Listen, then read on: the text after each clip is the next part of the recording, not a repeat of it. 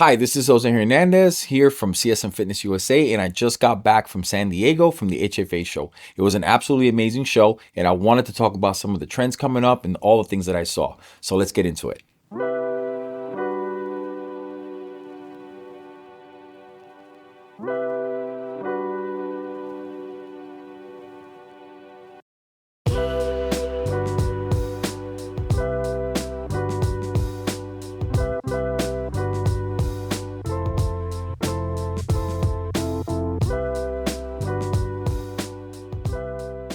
So first of all, I actually want to just kind of talk about the vibe of this show.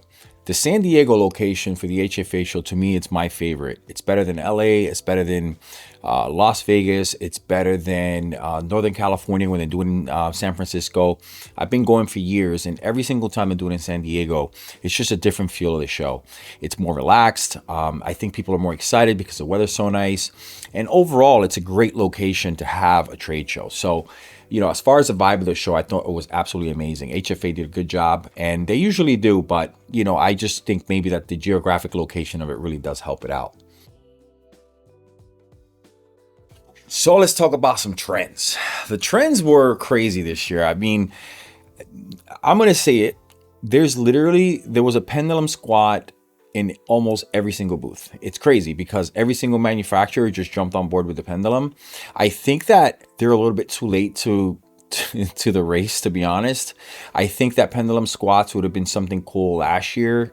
Only a few manufacturers actually came out with their own, but the pendulum's been around for a while, and I think now people are just starting to catch up, and the major manufacturers all have it. So when you talk about Nautilus, when you talk about Life Fitness, when you talk about Matrix, when you talk about Precor, they all had a pendulum, which is fine. It's a great thing that they're actually listening to gym owners. I'm assuming that they're saying, hey, we want a pendulum squat. But I also feel like it's also just the trend right now, and I think that that's part of the reason why you see so many.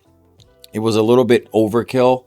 I mean, there were giant ones like the Panada one, which is massive, or the Life Fitness Hammer one, which is massive. There were the normal pendulum squats. I mean, some of the designs were literally just copied off one another, which is something I'll talk about in a brief second. But yeah, I mean, it was just a little weird to see so many damn pendulum squats, to be honest. I didn't see, that many other things that followed from booth to booth when you were walking around. The Chinese manufacturers that are coming to HFA every year, they are literally not trendsetters. They follow the trend. So when you have a bunch of Chinese manufacturers come from overseas, they know what everybody else is doing, and I think those are the pieces that they bring for the most part.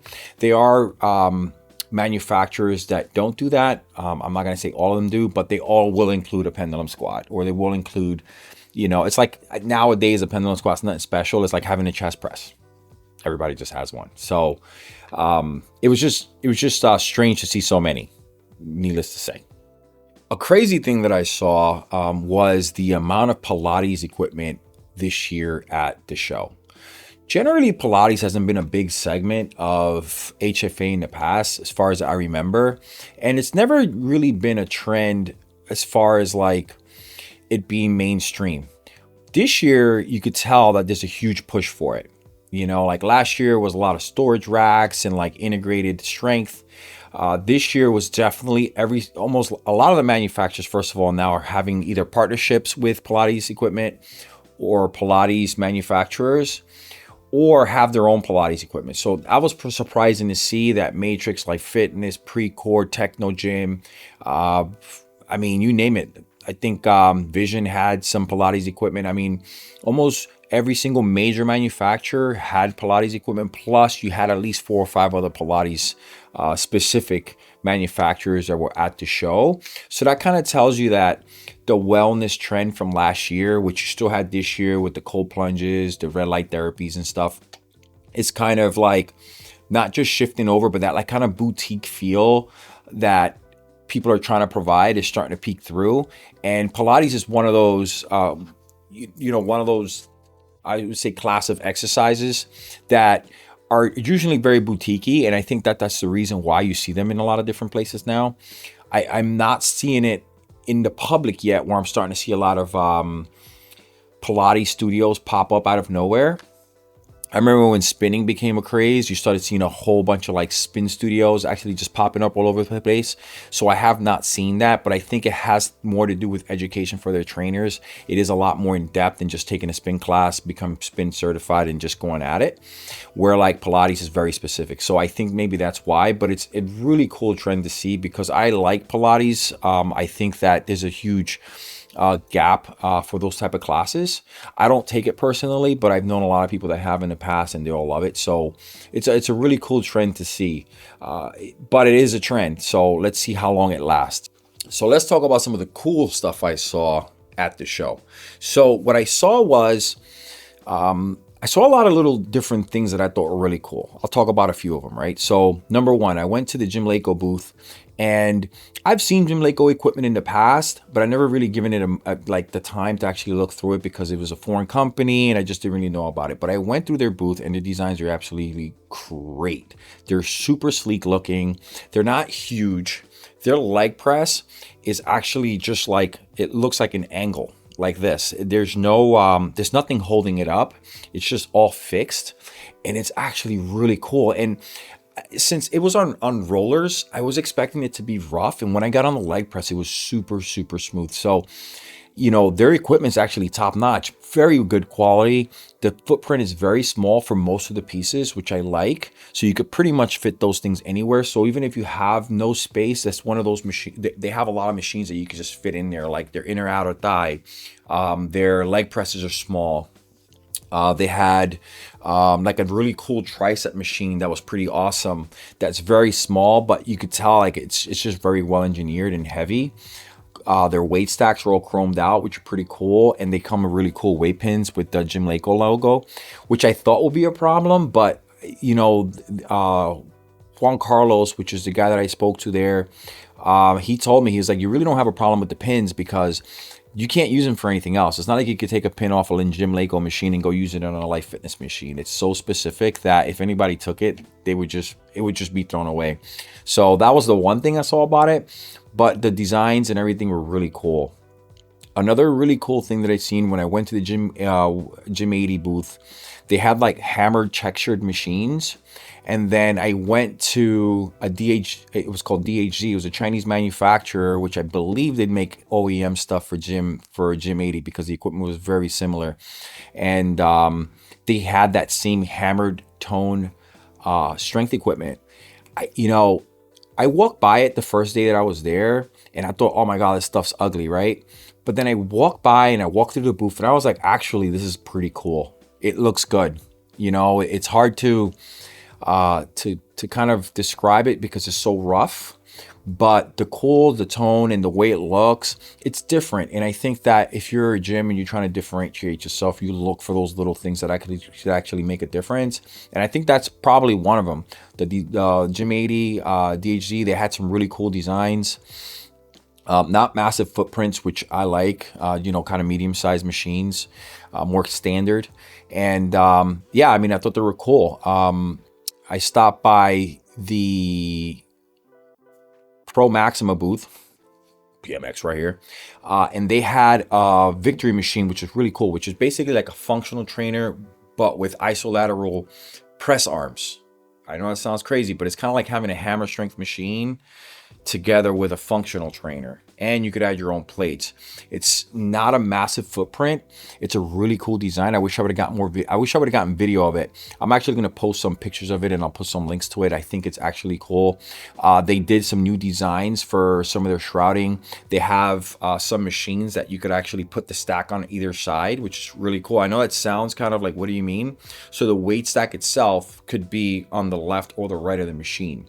And what that creates is the ability for you to kind of customize your room itself. Like if you want the weight stack against the wall, but the machine is not built that way, in the past, you just kind of like don't put the machine there, you put it somewhere else. What Pro Maxima did is that they did the stacks so they're reversible, so you could put them on one side of the machine or the other side of the machine. That way you don't ever have to really compromise, which I think is freaking genius. I've never seen anybody do it before, so I thought that was a really, really cool innovation. Power Stream booth, which I love Power Stream weights. I sell a ton of them. I love their, they're a great company to work with.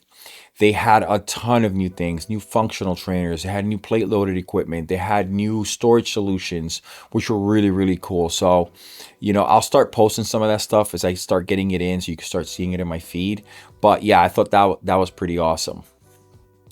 Another cool thing that I saw was I stopped by the Bodycraft booth, which I always stop in there. My guy Rob Gore, he's awesome.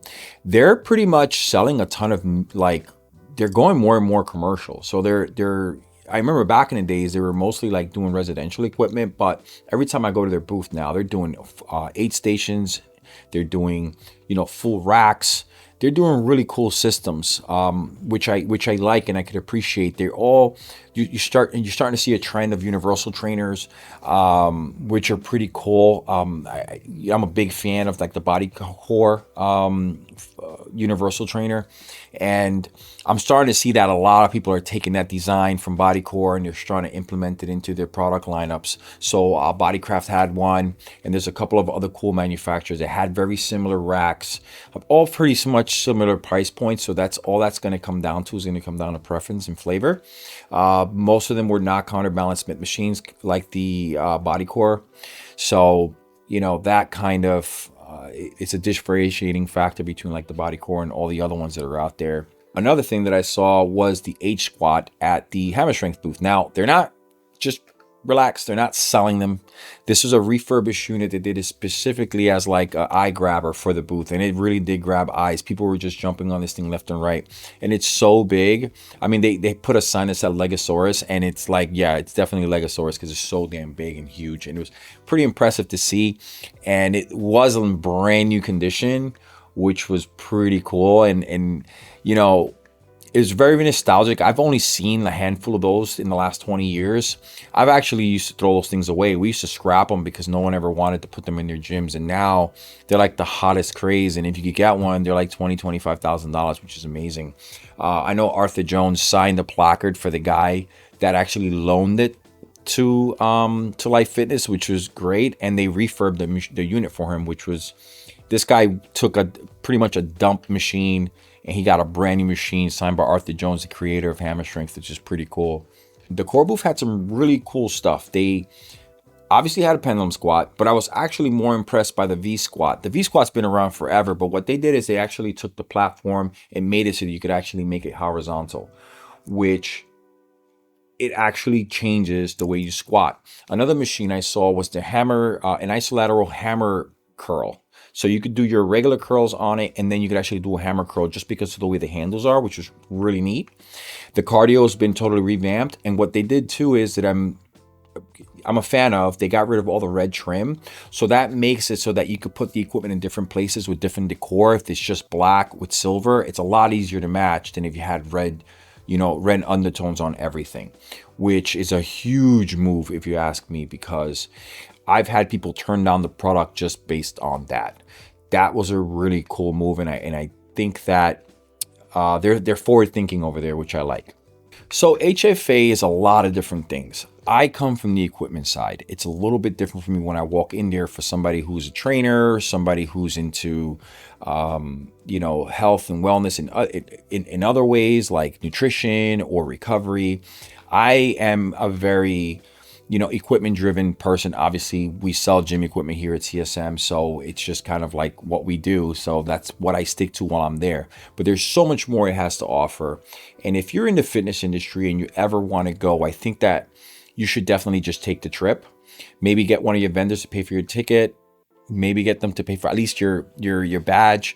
But even at $150, if it's in San Diego, it's worth just taking the trip and taking a cross country trip in March, getting some nice cool weather, some good Mexican food, and just enjoying the fitness industry and what it really has to offer and what's up and coming. And that's what I liked about the show this year. It felt very optimistic, and the trends were not anything that I kind of expected. Usually you kind of see the same stuff, but yeah, I mean, like if you're just into the whole fitness thing, like if you're, you know, a trainer, if you're a gym owner, if you're just into fitness and you want to kind of see some stuff, I think it's a really cool place to go. Next time, I know next year is going to be back again in Vegas. Not my favorite place, but I'll go, obviously, and I'll let you know how that goes. But yeah, that was just kind of my recap of the show. I just wanted to get it out before it got too late and people started posting about it. I know a lot of people post lives, but yeah, I thought it was great. If you have, you know what we do here. We do gyms. If you need a free gym assessment, we do those, just so you know. There is, obviously, we sell products, csmfitnessusa.com. And yeah, next time, I'm out. Peace.